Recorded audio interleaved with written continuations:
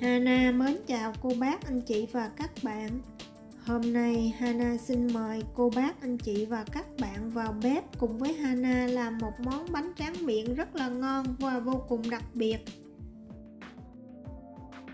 Cô bác, anh chị và các bạn mình có thể sử dụng món này để làm món tráng miệng cho ngày của mẹ sắp tới vào cuối tuần này nhé.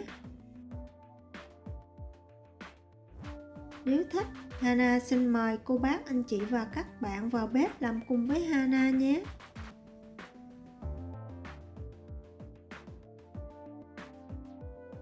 Để chuẩn bị phần nước đường, Hana sử dụng 37,5g đường cát, một muỗng canh nước lạnh cho vào son lắc đều. Sau đó mình sẽ đun phần hỗn hợp nước đường này ở lửa vừa và nhỏ cho tới khi đường sôi và có màu vàng nhạt thì mình hạ lửa xuống. Trong quá trình này, cô bác, anh chị và các bạn mình nhớ đừng có khuấy. Nếu mà mình khuấy đường sẽ bị lại. Mình sẽ đun vài phút cho đường có màu nâu đậm thì mình tắt bếp và thêm vào 2 muỗng canh nước nóng lắc đều. Đường lúc này rất nóng và rất hay văng. Cô bác, anh chị và các bạn mình nhớ cẩn thận nhé. Mình sẽ đổ phần nước đường này vào khuôn để cho thật nguội và cho vào tủ lạnh khoảng 10 phút.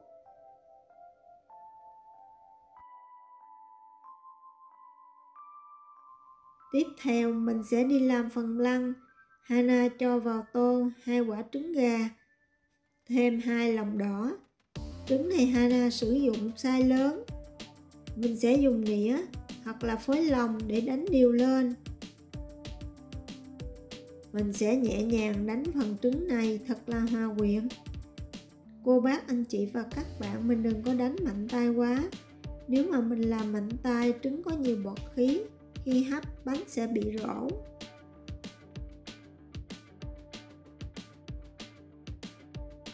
Trong một cái nồi nhỏ khác, Hana cho vào 134ml sữa không đường, 52g kem sữa tươi, 25g đường cát.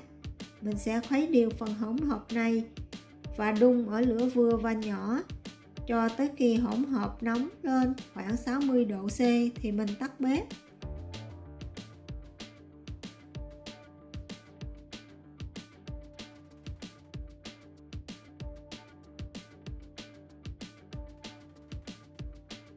Thêm từ từ phần sữa ấm này vào trứng, vừa đổ vừa khuấy cho tới khi hỗn hợp được trộn hoàn toàn.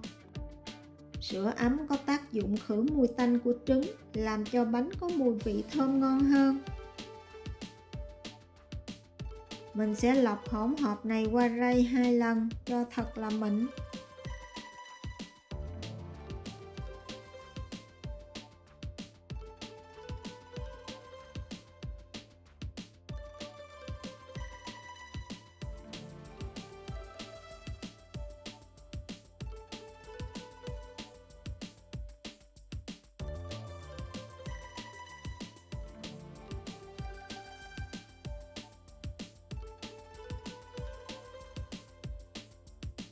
Đổ phần kem trứng này vào khuôn. Sau đó mình sẽ dùng giấy bạc bọc lại và mình sẽ dùng một cái tăm nhỏ đâm vài lỗ trên mặt bánh giúp bánh thoát hơi.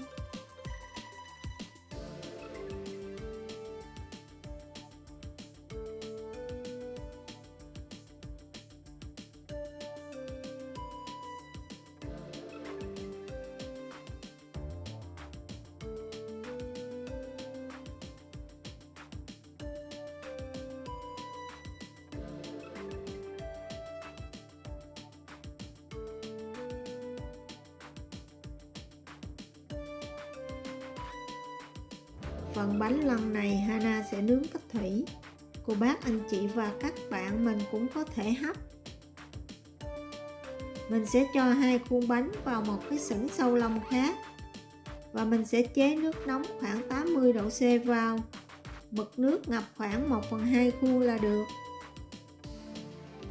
Mình sẽ nướng phần bánh này khoảng 50 phút ở nhiệt độ 120 độ C hoặc cho tới khi mặt bánh đặt lại, lắc nhẹ mà không bị chảy ra. Bánh sau khi nướng, mình sẽ để cho thật nguội. Sau đó cho vào tủ lạnh ít nhất là 3 giờ đồng hồ cho bánh đặc hoàn toàn. Trong khi chờ bánh đặc thì mình sẽ đi làm phần đường trang trí.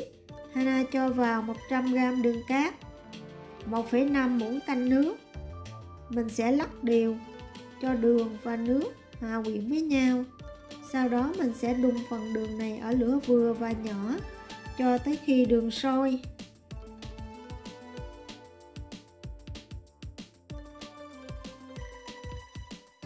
Sau khi đường sôi và chuyển sang màu vàng nhạt thì mình hạ lửa nhỏ xuống và tiếp tục nấu cho tới khi đường có màu nâu đậm thì mình tắt bếp.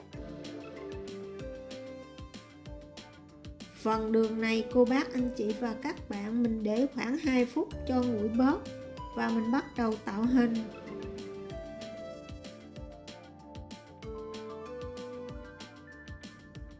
Để giúp phần trang trí lấy ra được dễ dàng, Hana sử dụng chống dính cho khuôn.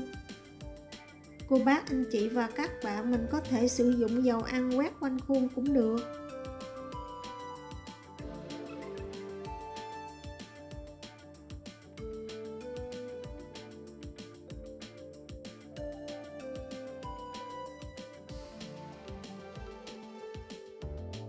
Để giúp cho phần đường lấy ra một cách dễ dàng thì Hana sử dụng thêm 2 miếng giấy nến nhỏ. Mình sẽ cắt vừa với cái đít hộp và mình sẽ cho lên. Mình sẽ múc phần nước đường này rải từ từ lên khuôn và tạo hình theo ý thích của mỗi người. Sau đó mình sẽ để nước đường này thật nguội thì mình mới gỡ ra.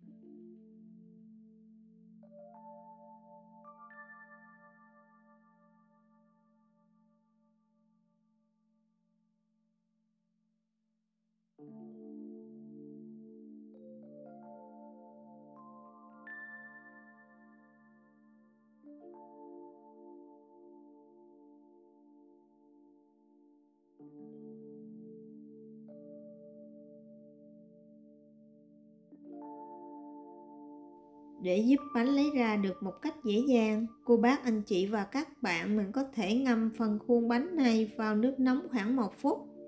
Sau đó mình dùng dao thật bén, rọc quanh thành bánh và lấy bánh ra. Bánh lăng là một món tráng miệng cổ điển và được nhiều người yêu thích trên khắp thế giới. Công thức này rất dễ hơn là mình nghĩ, phù hợp cho bất kỳ dịp nào và chắc chắn sẽ làm mọi người yêu thích nó. Hana hy vọng cô bác anh chị và các bạn sẽ thích những gì Hana chia sẻ. Nếu cô bác anh chị và các bạn thích những gì Hana chia sẻ, nhớ đăng ký ủng hộ kênh của Hana nhé. Hana cảm ơn cô bác anh chị và các bạn rất nhiều. Hana kính chúc cô bác anh chị và các bạn nhiều sức khỏe, nhiều niềm vui và nhiều hạnh phúc. Hana xin chào tạm biệt.